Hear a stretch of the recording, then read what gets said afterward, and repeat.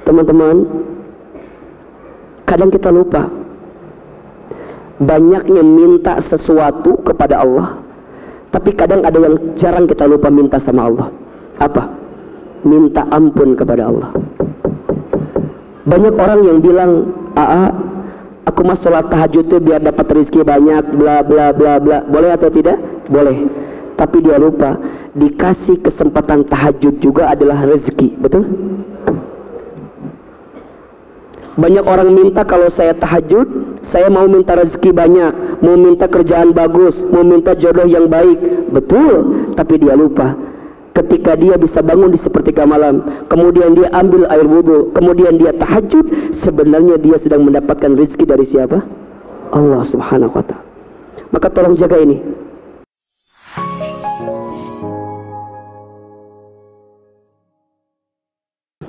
Maka orang yang sholat itu luar biasa. Sholat sumber ketenangan, sholat sumber kebahagiaan, sholat sumber kemuliaan, sholat sumber rezeki, sholat sumber segala jalan keluar. Ingin hatimu tenang, perbaiki sholat. Ingin hidupmu bahagia, perbaiki sholat. Ingin ditunjukkan jalan keluar, perbaiki sholat. Ingin dimudahkan rezeki, perbaiki sholat. Yang wajib. Oke, yang paling pagi apa namanya?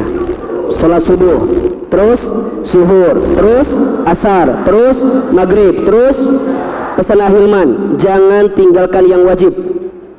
Kenapa? Jaga 5 yang wajib ini, maka Allah akan jaga kebaikan dalam hidup kita, terutama subuh dan isya. Kalau kamu mau lihat orang muslim yang sempurna, lihat sholat 5 waktu. Kalau kamu mau lihat orang beriman, benar imannya, lihat sholat subuh dan sholat isyanya, terutama sholat subuh. Ahilman pesan berkali-kali kepada teman-teman sayang, sholat subuh itu sholat yang akan mengantarkan kebaikan dalam hidup kita. Jaga sholat subuhmu, maka di hari itu fi zimmatillah, engkau sedang dalam penjagaan Allah subhanahu wa ta'ala. Maka nanti ada 3 sholat sunnah spesial yang itu dirangkai dengan sholat subuh. 3 sholat sunnah spesial yang dirangkai dengan sholat subuh, di tengah-tengahnya itu akan mengantarkan kebaikan dalam hidup kita. Yang pertama sholat tahajud, yang kedua sholat sunnah 2 rakaat sebelum subuh, yang ketiga sholat duha di pagi hari. 1 sholat apa? Tahajud. 2 sholat apa? Sunnah 2 rakaat sebelum subuh. 3 sholat duha. Apa keutamaannya? Tolong catat baik-baik ini. Yang pertama sholat tahajud. Ada 4 keistimewaan yang langsung Allah janjikan kepada orang yang mendirikan sholat tahajud. Dan 4 keistimewaan ini tidak Allah berikan kecuali kepada orang yang ahli tahajud. Saya ulangi, ada berapa tadi? Keistimewaan, 4 keistimewaan yang Allah berikan kepada ahli tahajud. Apa di antara 4 itu? Dibuka suratnya Al-Isra ayat 79 sampai 80. Coba dibuka. Surat apa? Al-Isra surat ke-17 ayat 79 sampai 80.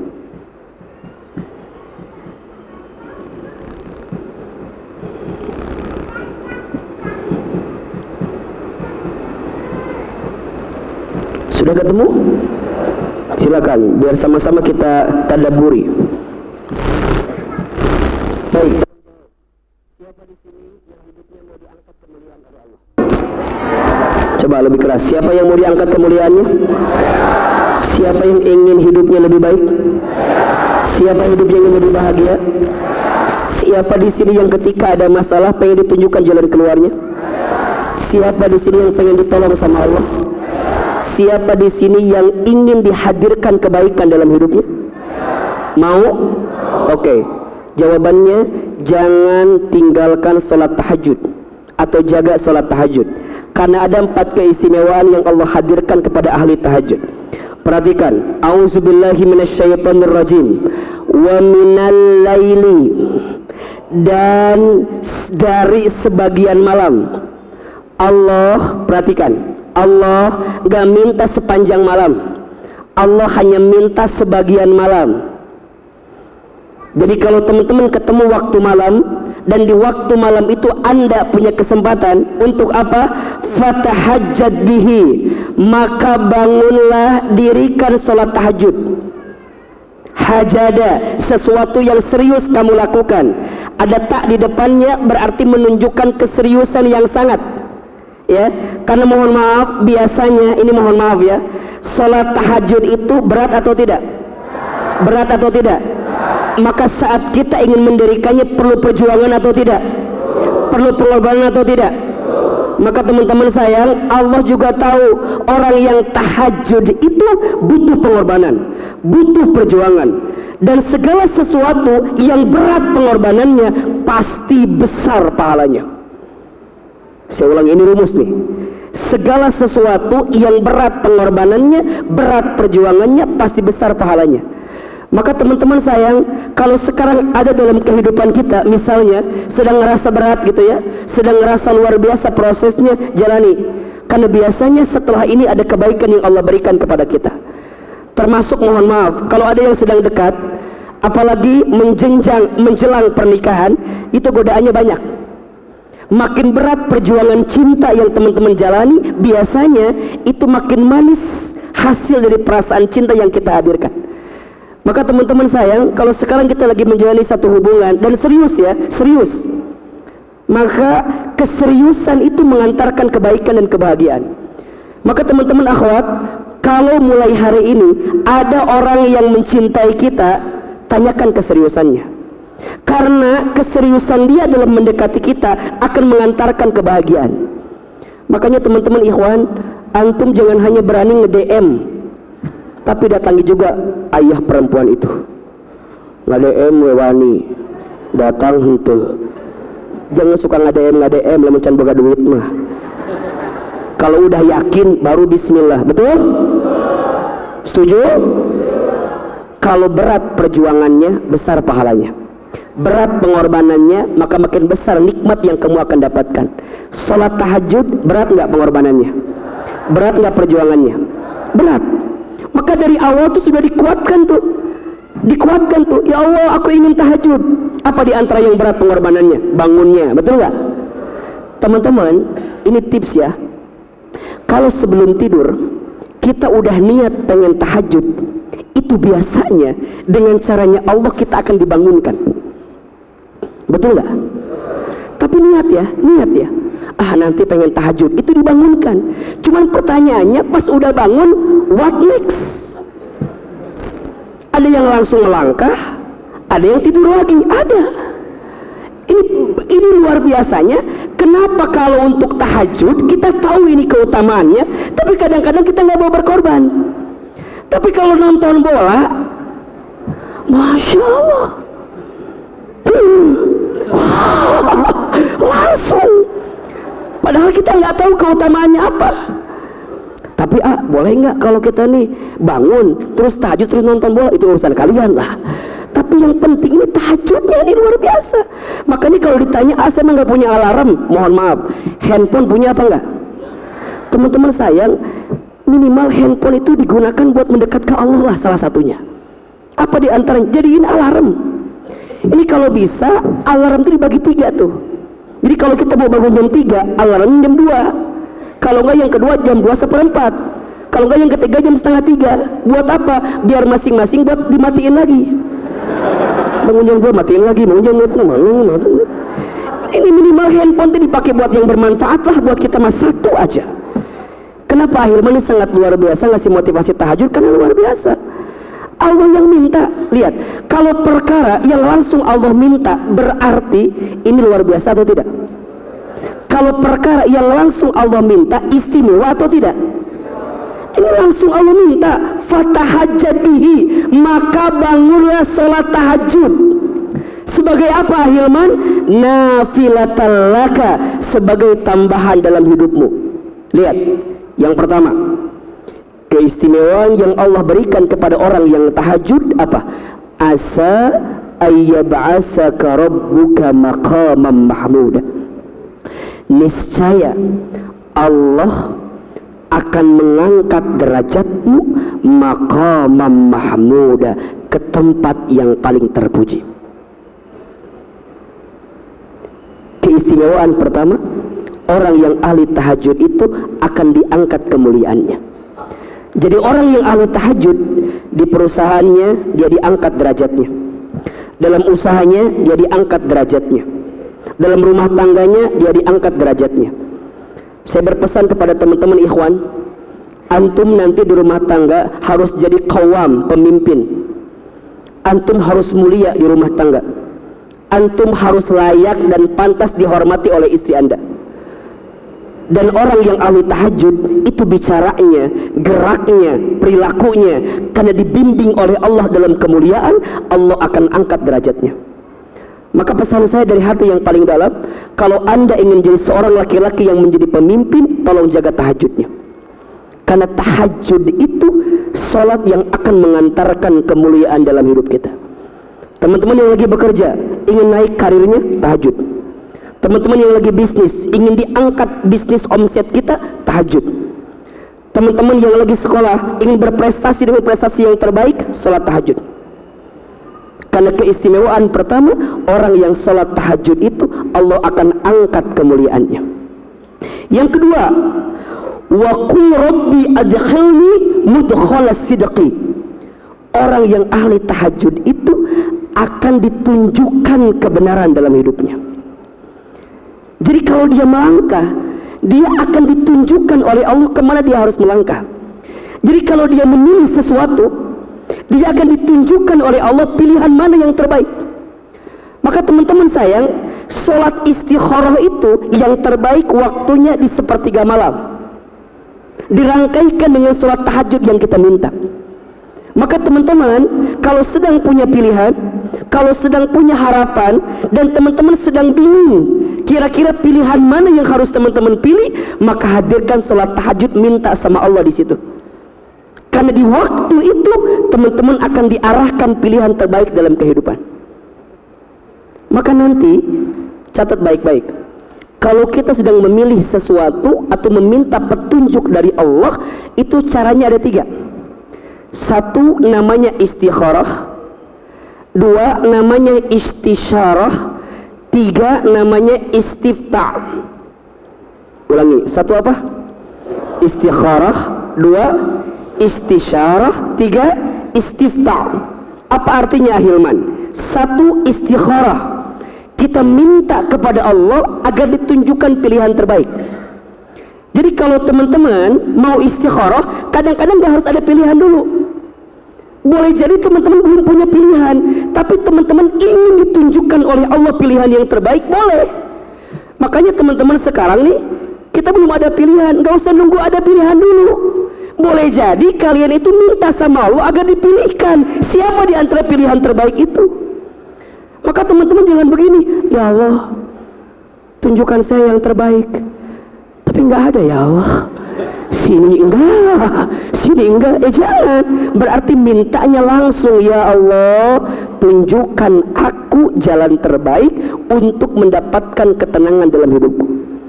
So ini penting ya buat kita semua ya. Kita punya kemauan atau tidak? Punya. Allah punya kemauan atau tidak? Oke, kemauan siapa yang paling baik? Kita punya kehendak? Punya. Allah punya kehendak? Kehendak siapa yang paling baik? Kita punya harapan? Kita punya rencana? Allah punya rencana? Rencana siapa yang paling baik? Nah teman-teman sayang, sholat tahajud itu mengantarkan agar rencana kita ditunjukkan oleh Allah sehingga mendapatkan kebaikan dalam hidupnya. Maka itu namanya istikharah. Ada yang kedua, istisyarah. Apa itu istisyarah? Bermusyawarah dengan siapa? Dengan orang yang Allah tunjukkan, orang itu bisa mengantarkan jawaban terbaik untuk kita. Makanya kalau teman-teman curhat, pilih-pilih.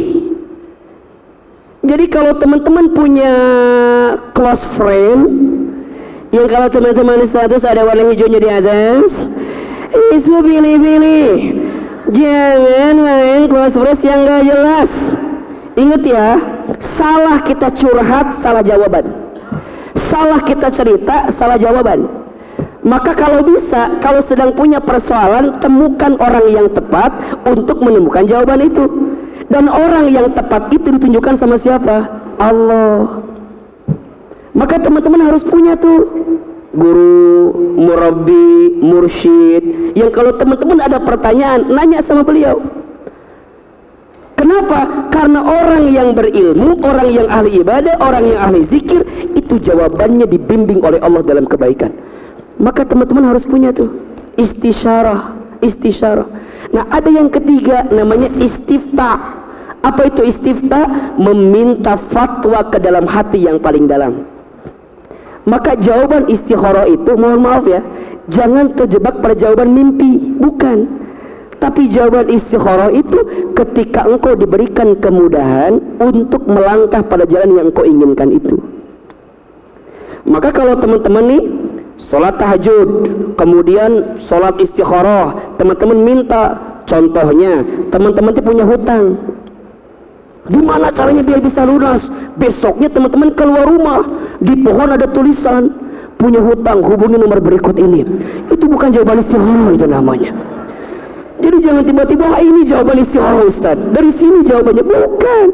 Tapi engkau diberikan kemudahan untuk melangkah pada kebaikan sehingga engkau tidak melanggar perintah Allah Subhanahu. Ada berapa langkahnya? 1 istikharah, 2 istisyarah, 3 istifta. Dan sholat tahajud ada sholat yang akan mengantarkan kebenaran dalam hidup kita. Ulangi, 1, sholat tahajud itu sholat yang akan mengantarkan kemuliaan, diangkat derajatnya. 2, sholat tahajud itu sholat yang akan mengantarkan kebenaran, petunjuk terbaik. 3, sholat tahajud itu wa akhrijni mukhrajas sidqi. Masya Allah. Kalau teman-teman sedang punya persoalan, maka Allah akan tunjukkan jalan keluar dari setiap persoalan yang sedang kita hadapi. Jadi orang yang ahli tahajud itu, seberat apapun persoalannya, maka akan terasa ringan. Kenapa? Karena ada Allah bersama dengan dirinya. Dan yang terakhir, lihat keistimewaannya, waj'alli min ladunka sultanan nasira. Orang yang ahli tahajud itu akan diberikan pertolongan oleh Allah dari setiap apapun yang dia datangkan dalam hidupnya. 4. 1, sholat tahajud itu mengangkat derajat kemuliaan. 2, sholat tahajud itu menunjukkan kebenaran. 3, sholat tahajud itu mendatangkan jalan keluar. 4, sholat tahajud itu mengundang pertolongan Allah Subhanahu wa ta'ala. Teman-teman, kadang kita lupa, banyaknya minta sesuatu kepada Allah, tapi kadang ada yang jarang kita lupa minta sama Allah. Apa? Minta ampun kepada Allah. Banyak orang yang bilang, aku mah sholat tahajud itu biar dapat rezeki banyak, bla bla bla bla. Boleh atau tidak? Boleh. Tapi dia lupa, dikasih kesempatan tahajud juga adalah rezeki. Betul?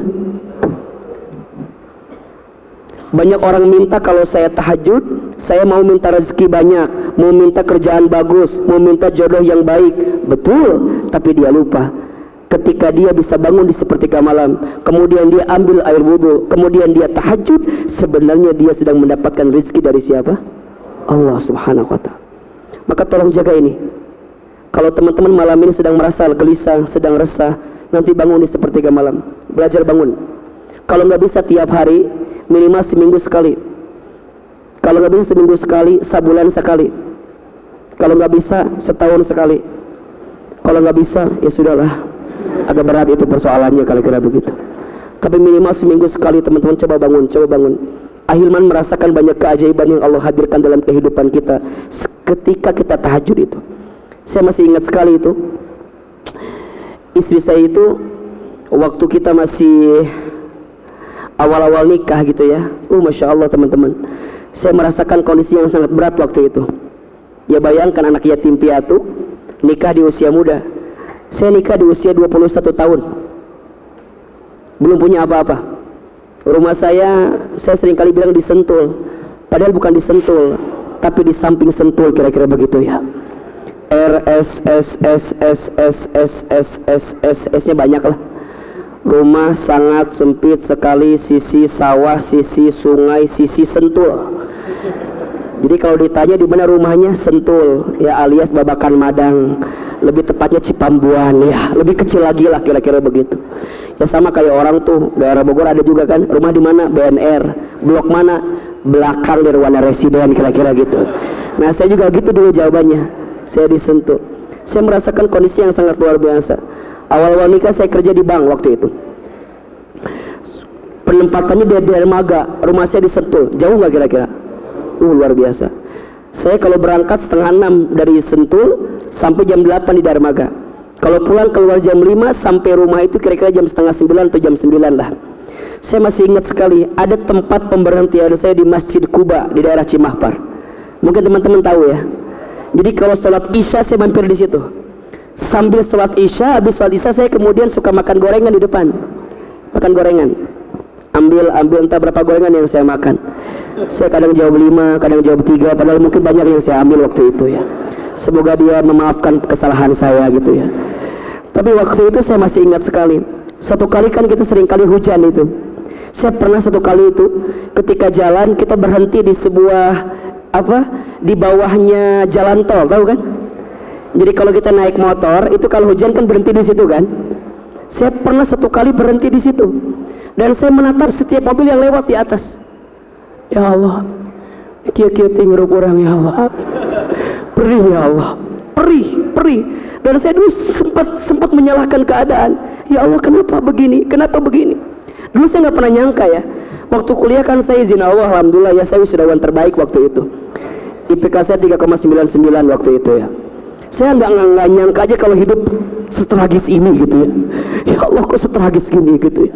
Pernah satu kali kita pulang tuh di jalan tuh hujan. Sambil hujan saya sambil nangis. Sambil saya nggak bisa bedain mana air mata mana air hujan gitu. Saking tragisnya hidup saya. Sampai saya pulang ke rumah, saya ketemu istri saya. Saya buka helm, mata saya merah. Istri saya nanya, sayang, itu matanya kenapa merah? Kena air hujan. Padahal saya nangis, saking tragisnya dengan hidup. Tapi tiba-tiba istri saya datang, kemudian dia nunjukin sesuatu ke saya. Dia bilang surprise, dia ngasih tes pen. Tes pen atau nukitunya? Tes pen apa tes pack? Tes pack. Yang hamil itu apa namanya? Oh, tes pen apa tes pack ya?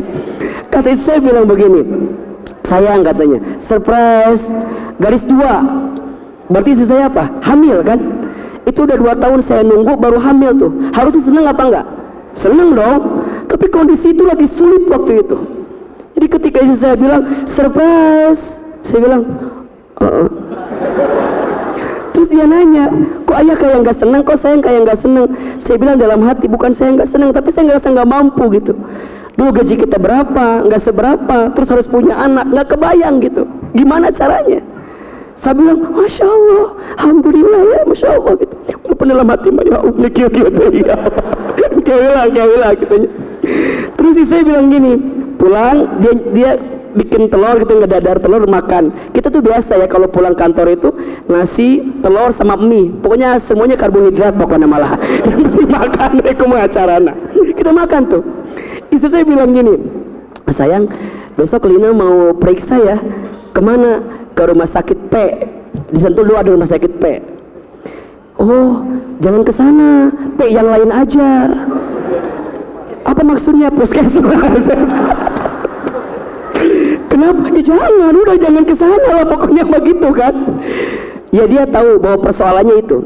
Waktu itu kita masih kerja dua-duanya.